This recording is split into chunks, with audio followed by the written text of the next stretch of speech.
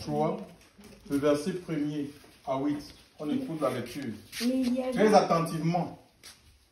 Oui. mais il y avait un homme d'entre les pharisiens du nom de Nicodème, Les pharisiens. des pharisiens du nom de Nicodème, un des chefs des Juifs. Celui-ci vint de nuit vers Yahushua et lui dit, Rabbi, nous savons que tu es un docteur venu d'Élohim, car personne ne peut produire les signes que toi tu produis, à moins qu'Élohim ne soit avec lui. Yahushua répondit et lui dit, Amen, Amen, je te le dis, à moins que quelqu'un ne soit engendré d'en haut, il ne peut voir le royaume d'Élohim. Nicodème lui dit, comment un être humain peut-il être engendré quand il est vieux? Peut-il une seconde fois entrer dans le ventre de sa mère et être engendré? Yahushua répondit, Amen, Amen, je te le dis, à moins que quelqu'un ne soit engendré d'eau et d'esprit, il ne peut pas entrer dans le royaume d'Élohim. Ce qui a été engendré de la chair est chair, et ce qui a été engendré de l'esprit est esprit. Ne t'étonne pas de ce que j'ai dit. Il faut que vous soyez engendrés d'en haut. Le vent souffle où il veut et tu en entends le bruit, mais tu ne sais pas d'où il vient ni où il va. Il en est ainsi.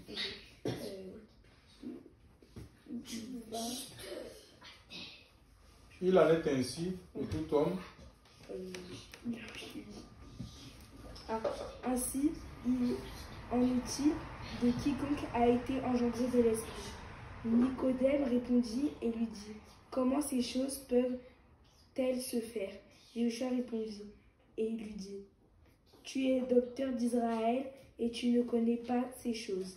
Amen, Amen. Oui, voilà, donc tu peux t'arrêter là. Ici, l'Écriture nous parle d'une rencontre d'un chef, un chef religieux, donc du nom de Nicodème. C'est un homme de responsabilité. C'était non seulement il était un chef religieux, un docteur de la loi, mais il était, en même temps il était juge, c'était un législateur, d'accord? Donc un éminent personnage, il était connu du peuple, d'accord?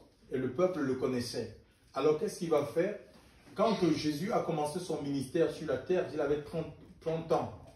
Donc lorsqu'il s'est rendu vers Jean le baptiseur, et voilà, et Jean va le présenter à la nation juive, aux contemporains de son époque, et tout le monde va se mettre à suivre le Seigneur. Et on voit que c'était un ministère qui était vraiment empreint de miracles, de guérisons. Il y avait des résurrections, vraiment des libérations, des gens qui étaient possédés, enchaînés ou on désespérait. Et ces gens-là, ils trouvaient espoir quand ils se tournaient, quand ils croyaient dans le message de Christ. C'était un message vraiment vivant, un message puissant. Même les Juifs de son époque, ils avaient reconnu qu'ils ne parlaient pas comme un religieux en fait. Ils ne parlaient pas comme des chefs religieux là, des Juifs qui enseignaient, les pharisiens, mais ils parlaient comme ayant autorité. Il avait autorité même sur les éléments déchaînés. Il pouvait donner l'ordre à la tempête de se calmer. La tempête se calmait. Chef frères et sœurs dans le Seigneur. Donc, et tout ça faisait que les foules étaient à sa suite. D'accord? Chacun voulait trouver son compte par rapport à son ministère. Et nous voyons donc cet homme de responsabilité du nom de Nicodème qui, lui, va se rendre la nuit. Il va chercher à rencontrer le Seigneur, pas le jour, mais la nuit. La nuit, pourquoi? Parce qu'il avait sûrement... Il avait peur que peut-être peur d'être vu par le peuple. Mais attends, un docteur, c'est quoi ces histoires? Il va vers Jésus parce que certains considéraient le Seigneur comme étant un imposteur, d'accord? Donc quelqu'un qui égare les foules. Donc le jugement était mitigé en fait sur la foule. Certains le considèrent aussi comme étant un homme de bien. Donc il va décider d'aller rencontrer le Seigneur la nuit aussi, parce que, ben voilà, il avait peur peut-être que ses collaborateurs, dont des gens qui étaient des autres autorités, disent que, mais attends, comment est-ce que tu vas vers cet homme, et tu as un homme influent, et le fait que tu ailles, tu t'associes avec lui, ça va faire perdre notre crédibilité. Nous allons perdre notre crédibilité vis-à-vis du peuple. Vous voyez un peu? Parce que eux, à cette époque, c'était les gardiens de la loi, ils gardaient les traditions qu'ils avaient reçues de Moïse. Donc, voilà. Et alors, cet homme-là va, et il va faire des éloges, en fait. Il va faire des éloges au Seigneur, en disant, personne ne peut faire ce que tu fais. Tu vois, non? S'il ne vient de Dieu, il va faire des éloges, il va congratuler le Seigneur. D'accord? Mais le Seigneur ne va pas se fier à ça, enfin, un peu comme aujourd'hui. Tu es l'éminent homme de Dieu. Les gens, ils aiment ça, en fait. L'exaltation de soi, en fait. Ils aiment ça. Vraiment tellement qu'on les honore, qu'on dise qu'ils sont ceci. J'ai suivi un prédicateur, il était en train d'élever un autre prédicateur en disant, personne dans ce monde n'a l'onction que tu as. Tu as une onction que personne qui ne se trouve dans personne dans ce monde. Mais vous vous rendez compte? Donc, la gloire doit revenir. Et on voit, le Seigneur ne va pas se fier à ça, en fait. D'accord? Et il y a plusieurs reprises, non pas seulement Nicodème, mais il y a aussi des gens dans la Bible qui ont essayé de louer, de vouloir louer le Seigneur et dire, voilà, tu es ceci, heureux, les saints qui t'ont allaité, des choses comme ça, les mamelles qui t'ont allaité, le sein qui t'a apporté. Le Seigneur dit, heureux plutôt ceux qui écoutent, obéissent à ma parole. Donc, le Seigneur ne se fiait pas aux louanges des hommes, parce qu'il connaît ce qui est dans le cœur des hommes. Donc les gens qui peuvent te louer aujourd'hui, les mêmes, ils peuvent commencer à te critiquer, à te dénigrer. Il ne faut pas se fier à ça, en fait. D'accord? Il ne faut pas chercher les louanges des hommes. Et toute la louange doit être au Seigneur, à Jésus. C'est lui qui fait l'œuvre. Alléluia. C'est lui qui accomplit l'œuvre à travers notre vie. Donc il est dans la nuit là. Donc, et le Seigneur va lui dire que, à moins que tu ne naisses d'eau et d'esprit, il n'était pas possible de voir le royaume des cieux. Et Nicodème va lui dire, mais quand on est vieux, comment est-ce qu'on peut rentrer? Donc Nicodème, lui, il est rentré dans... Il parlait de manière charnelle. Le Seigneur, les paroles du Seigneur sont écrites. Le Seigneur avait un langage qui était spirituel, qui était codé. Et lui, il a eu une analyse charnelle de ce que le Seigneur était en train de lui dire. Le Seigneur lui parlait non pas de la naissance physique, mais il lui parlait de la naissance spirituelle. Donc il faut comprendre que de même qu'il y a des naissances naturelles, il y a aussi des naissances spirituelles. De même qu'il y a des engendrements naturels, il y a aussi des engendrements spirituels. D'accord? Et ici, pour naître d'eau, pour naître d'en haut, c'est une naissance selon l'Esprit de Dieu. On ne devient pas enfant de Dieu parce que nous sommes sortis d'un pasteur, nous sommes issus d'un pasteur et d'une prophétesse. Hein? On n'est pas enfant de Dieu parce que nous sommes nés dans une famille chrétienne. Donc, automatiquement, on devient chrétien. Ce n'est pas une naissance selon la chair, d'accord? C'est une naissance qui est spirituelle. Ça veut dire que la puissance de la parole, quand on parle de l'eau, c'est l'eau, la parole de Dieu et l'Esprit Saint qui vient, qui va te convaincre que tu es touché et ta vie est comme sanctifiée, nettoyée parce que tu as cru, parce que quoi, Christ a donné sa vie. Ce sont les conséquences de l'œuvre de la croix. Sans la croix, il ne peut pas avoir des naissances nouvelles, de vie nouvelle. Et la Bible dit, à tous ceux qui l'ont reçu, personne ne peut répondre à cet appel, à cette invitation, à la place de l'autre. Il est dit à tous ceux qui l'ont reçu, Jean 1,12, à ceux qui croient en son nom, il leur a donné le pouvoir, la capacité, la possibilité de devenir enfants de Dieu, lesquels sont nés non de la volonté de l'homme, ni de la chair, ni du sang. D'accord? Ce n'est pas une naissance héréditaire en fait. Hein. On n'hérite pas de la vie du royaume, la naissance d'en haut, la naissance d'en haut. Non, c'est pas comme, par exemple, tu es ton père, c'est le roi. C'est le roi, et puis toi, tu vas passer, tu es né d'un roi, tu deviens roi. Tu deviens naturellement roi. Non, c'est pas comme ça.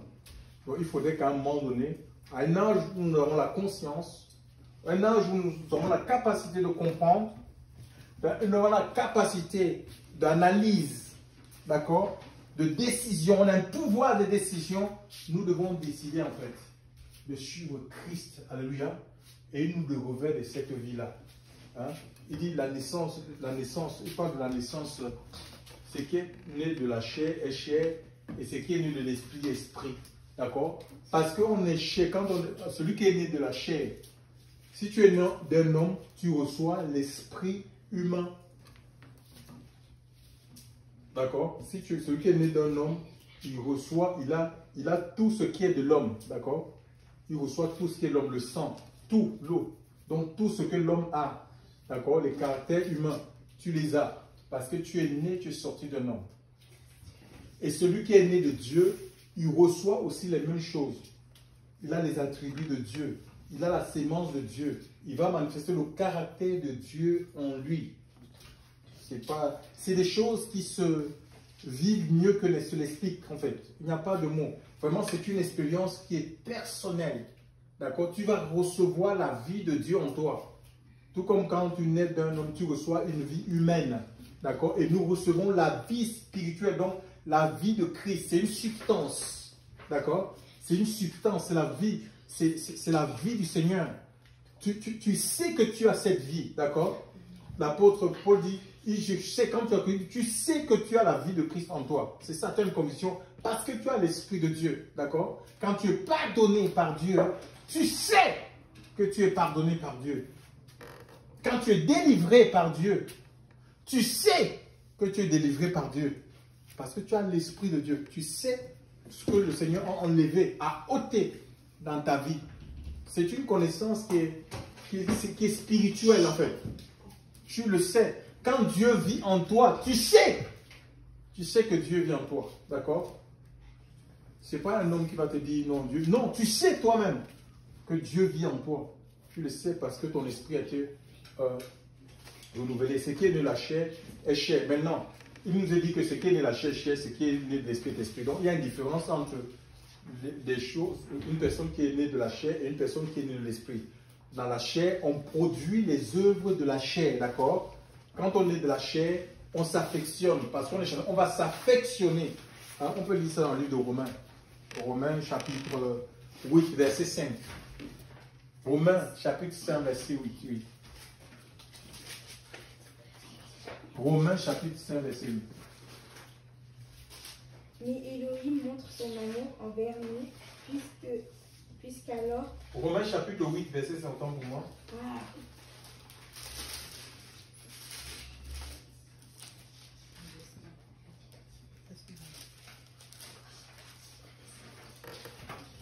Oui, qu'est-ce qu'il dit? Romains 8, verset 5. Vous bougez trop, hein, vous gesticulez beaucoup. Vas-y, qu'est-ce qu'il dit?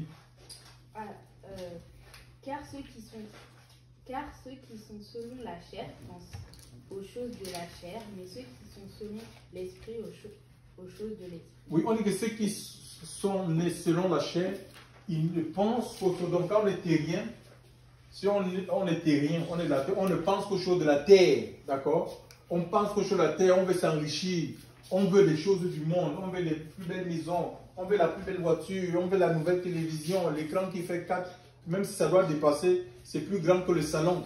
On veut des choses comme ça, oui, donc c'est la chair en fait qui est comme ça en fait. La télévision est plus grande que le salon en fait. Vous voyez? C'est la chair. On veut que les choses de la chair, on est attiré par les choses de la chair, les choses du monde, l'amour du monde, l'affection du monde. Et ça produit quoi? La mort. Ça produit la mort. Ça veut dire que même étant enfant de Dieu, parce qu'il y a un combat qui va s'engager entre la chair et l'esprit. Et si on cède à la chair, nous allons mourir spirituellement. Hein? Et l'affection de la chair, ça produit la mort. Et continue-moi cette lecture.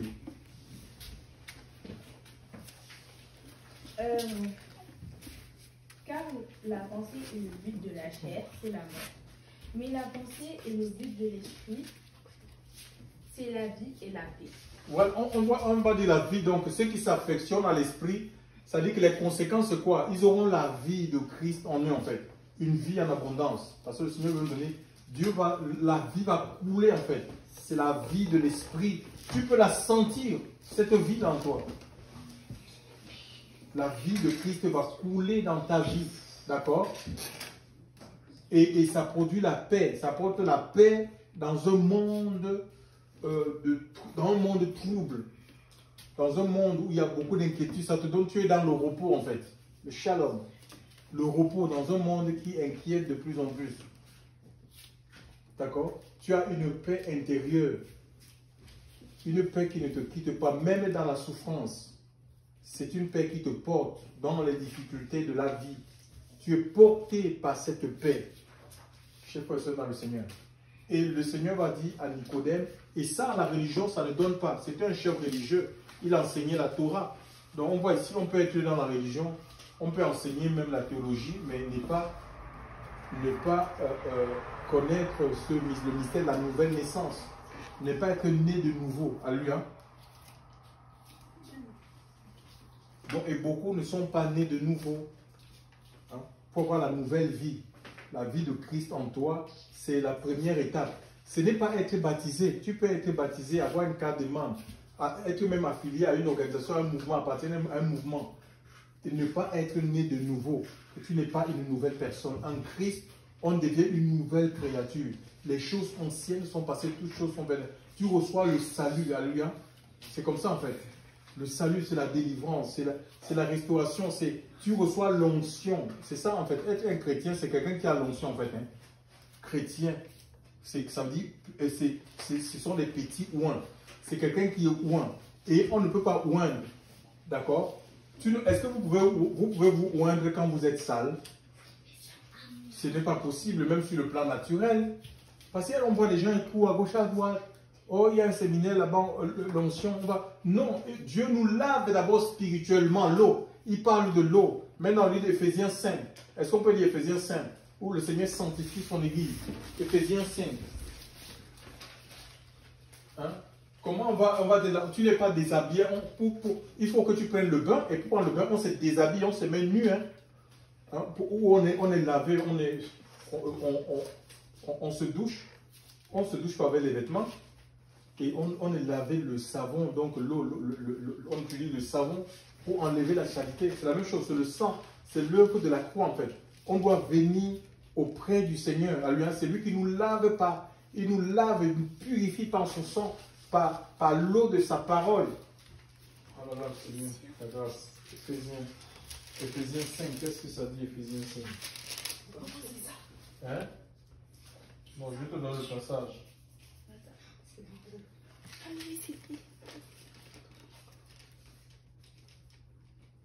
Donc, à partir du verset 23, qu'est-ce qu'il dit?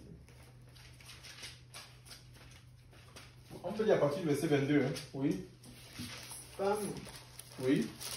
Soyez soumises à vos maris comme au Seigneur, car le mari est le chef de la femme, comme Christ est le chef de l'Église, oui, qui est son corps et dont il est le sauveur. Or, de même que l'Église est soumise à Christ, les femmes aussi doivent l'être à leur mari en toutes choses. Et vous, maris, aimez vos femmes comme Christ a aimé l'Église et s'est livré lui-même pour elle, afin de la sanctifier en la purifiant et en la lavant par l'eau de la parole, afin de faire paraître devant lui. Afin de faire paraître. Afin de faire paraître devant lui cette Église glorieuse, sans tache, ni rien de semblable, mais sainte et irréprochable. Voyez un peu, donc ça veut dire qu'on va prendre le bain. D'accord? Et c'est pour qu'on soit clean. D'accord? C'est ça l'objectif du bain en fait. C'est pour qu'on soit propre. Et le Seigneur nous lave par l'eau de la parole, mais ça demande à ce qu'on soit soumis au Seigneur. Alléluia. Qu'on soit soumis à Christ et il va nous laver. Il connaît les points sales, les parties les plus sales de nos vies. D'accord? Lui, il connaît. Et il veut laver, il veut nous nettoyer pour qu'on paraisse non seulement devant lui, mais aussi aux yeux du monde, comme cette église, c'est-à-dire qu'une épouse. Parce que nous sommes son épouse en fait. D'accord? Cette église sans tache ni ride, irrépréhensible, qu'on ne reproche de rien. Hein? On ne peut pas reprocher l'église du banditisme, mais ce sont des escrocs, que des églises, ce sont des escrocs, des églises d'argent. On parle d'argent matin, midi, soir, il ne faut pas qu'on reproche, ah ben non, mais dans ces églises-là, les pasteurs, ils se marient, ils divorcent. Non, il ne faudrait pas qu'on reproche ce genre de choses à l'église. Mais et pour cela, il faut que l'église se laisse sanctifier, que l'église soit soumise à son chef, à celui qui s'est donné lui-même, Christ. Alors là, ça permet, le Seigneur, l'œuvre de la croix, continue à opérer dans nos cœurs. Alléluia. Quoique cette œuvre ait été accomplie il y a plus de 2000 ans, mais le sang de Christ est encore efficace aujourd'hui. Il dit, si nous marchons dans la lumière, c'est dans le livre de 1 Jean 1 à partir du verset 7. Hein, le sang de Christ nous purifie. C'est l'autel du Dieu vivant, le Seigneur, dans l'autel du Dieu vivant, le sang continue à couler. Chers frères et sœurs, pour nous purifier, si nous acceptons la vérité de la parole dans notre vie, nous allons aller de purification en purification, de sanctification en sanctification, de transformation en transformation, de gloire en gloire, de puissance en puissance, d'autorité en autorité, comme le Seigneur l'Esprit. Et il va dire, ne t'étonne pas, dans le verset 8, ne t'étonne pas que je t'ai dit, il faut que tu naisses. On revient sur ça, s'il te plaît. Oh my God. Oh mon Dieu. C'est Jean chapitre 3. Oui. Qu'est-ce que le Seigneur dit? Ne t'étonne pas. Mais il y a un homme... Il faut que... Ici.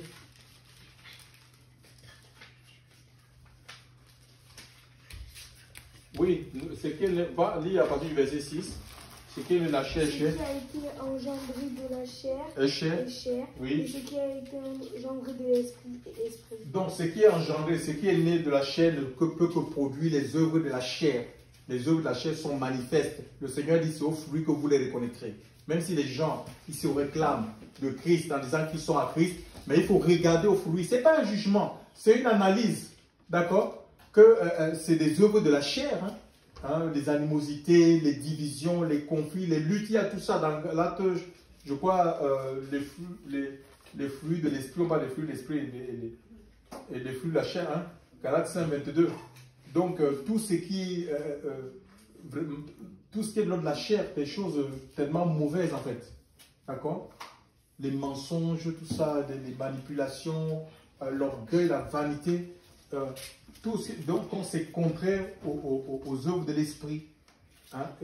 Et ce qui est de l'esprit, tu vas produire l'amour, la paix, la joie, la fidélité, la maîtrise de soi. Donc, c'est ça, c'est ce que l'Esprit de Dieu fait naître en toi, en fait. C'est le fruit de l'Esprit. Donc, si tu as l'Esprit de Dieu, tu es censé porter ses fruits, en fait. D'accord? Tu es censé porter ses fruits. Donc, c'est pourquoi il faut être soumis au Seigneur. Alléluia. Et un arbre, ce n'est pas le même jour qu'on plante un arbre que ça prend du temps. Mais plus on va arroser cet arbre, si cet arbre est planté déjà dans une bonne terre et se laisse arroser, on arrose, elle reçoit de l'eau, elle reçoit la lumière. Christ est la lumière, il est l'eau, il est tout.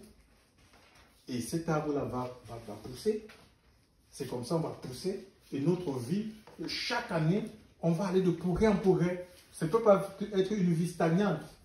On a une vie qui stagne, une vie monotone.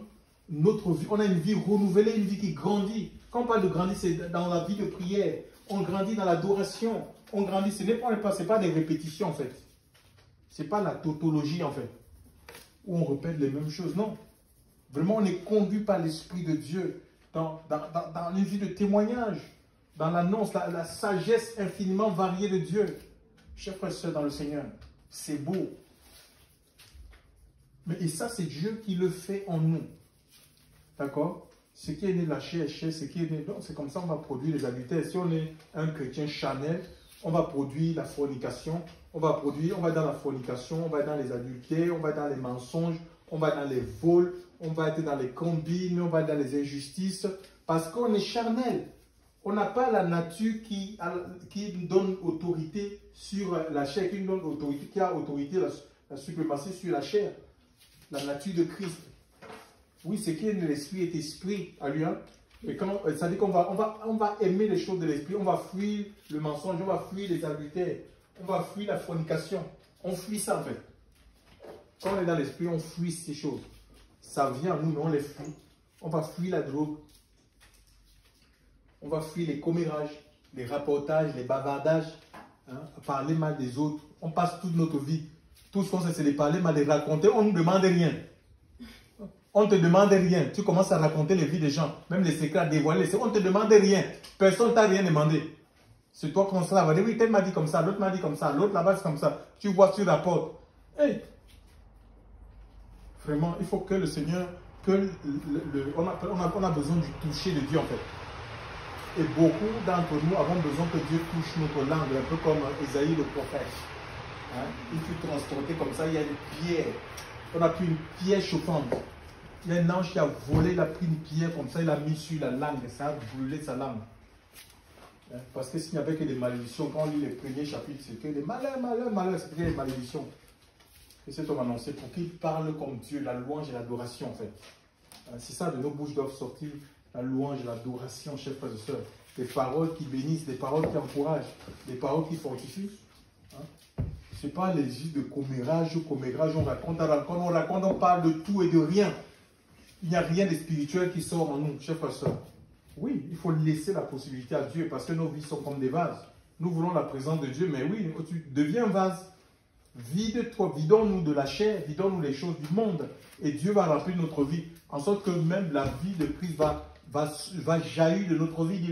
Les fleuves de vie couleront jusque dans la vie éternelle. Et il va dire, ne t'étonne pas que je t'ai dit. Continue la lecture. Ne t'étonne pas que je t'ai dit. Ne t'étonne pas que je t'ai dit. Oui. Il faut que vous soyez engendrés d'en haut. Oui. Le souffle où il veut. Le vent souffle. Le vent souffle où il veut. Et tu entends le bruit. Mais tu ne sais pas là où il vient. Ni où il va. Ni où il va. Là où il vient. Oui, là où il vient, ni où il va. Donc voilà, on dit, ne t'étonne pas que je te dis, il faut, c'est un impératif, que tu naisses d'en haut, car le vent souffle où il veut. Il faut que vous naissiez de nouveau. Le vent souffle où il veut. Donc, il faut que vous naissiez. Donc, c'est un impératif. Si tu veux devenir quoi? Comme le vent. D'accord? Si tu veux devenir comme le vent, c'est la condition. D'accord? Naître de nouveau. Naître d'en haut. Naître de l'Esprit de Dieu. C'est la condition. Si tu veux devenir comme le vent. Le psaume 104. Tu peux lire le psaume 104, verset 4. Qu'est-ce que ça nous dit concernant le vent?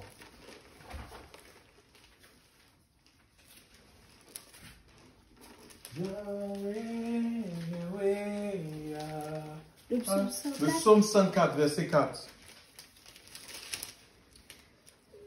Il fait des vents ses messagers et des flammes de feu ses serviteurs. Voilà, donc tu vois, non, le vent ici, il fait de vent ses messagers. Donc ça dit que nous sommes des messagers, nous venons comme des vents. Tu vois, est-ce que le vent, ça nous parle d'abord, ça parle de la puissance, d'accord? Le vent, imaginez quand le vent souffle 150 km/h, 200 km/h, ça emporte tout. Hein? Vous avez déjà vu ça, non? Comment le vent emporte tout, ça arrache même les toits des maisons. Ça nous parle de la puissance. Si tu veux la puissance, mais ce n'est pas en dehors de Christ. Ça passe par la nouvelle naissance. Il faut que tu reçoives, que tu naisses d'en haut, que tu reçoives Christ en fait. D'accord? Tu seras revêtu de sa puissance, de son autorité. Ça nous parle de l'autorité, le vent. Hein? D'accord? C'est la force. La force est en Christ en fait. On veut la force est en Christ. Et le vent aussi, on parle des flammes, le vent, ça nous parle, tu deviens, est-ce que le vent est visible? Est-ce que le vent est visible à l'œil nu? Je vous pose une question. Ah, ça nous parle de l'invulnérabilité. Tu deviens quelqu'un d'invulnérable. D'accord? Invulnérable. On ne peut pas, ça veut dire qu'on ne peut pas te saisir. Est-ce qu'on peut contenir? Vous pouvez enfermer le vent dans cette maison? Non. On ne peut pas enfermer le vent. Combien de chrétiens sont enchaînés? Ils sont enchaînés par des fausses doctrines. Ils sont enchaînés par des pasteurs. Ils sont enchaînés dans les organisations. Ils sont dans des chaînes spirituelles. Ils sont prisonniers, esclaves. Alors que c'est pour la liberté que Christ nous a appelés, chers frères et sœurs dans le Seigneur. la liberté d'adorer, d'exprimer ce que Dieu a mis dans notre cœur. Nous agissons avec conviction. Dieu met à cœur de faire que je le fais. Je ne le fais pas parce que j'ai peur des hommes. Hein? Je ne fais pas les choses par amour pour les hommes. Tout ce que je fais pour le Seigneur. Parce que j'ai la conviction de le faire. Je ne le fais pas pour plaire ou par crainte. Combien sont dans la crainte? Ils font des choses parce qu'ils ont peur des jugements. Et Dieu n'est pas glorifié. Ils font des actions, hein, mais dans leur cœur, à contre-cœur. Combien de personnes font des choses à contre-cœur? Chers frères et sœurs, ce n'est pas la liberté, ça. Mais c'est pour la liberté que Christ nous a affranchis. Alléluia. Et il demande de ne pas être esclave. Esclave des hommes, esclave des systèmes. Hein? Donc, et quelqu'un qui est comme le vent. On a dit on ne peut pas saisir le vent.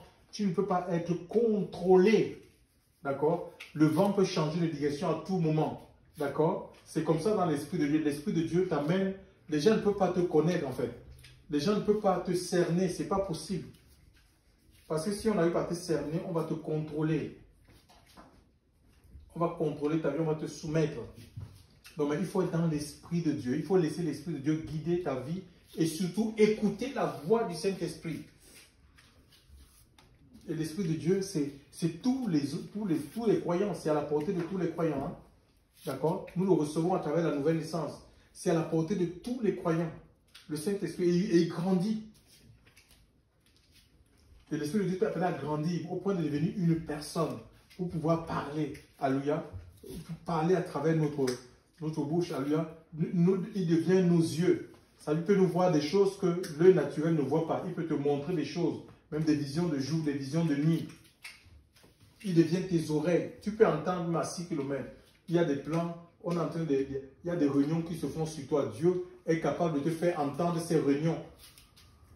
C'est pourquoi Isaïe pouvait dire, Seigneur, creuse mon oreille pour que je puisse écouter comme écoutent les disciples. Tu as une sensibilité spirituelle, en sorte que même quand il y a un message qui passe, tu peux savoir que ce message, c'est le Seigneur qui est en train de me parler.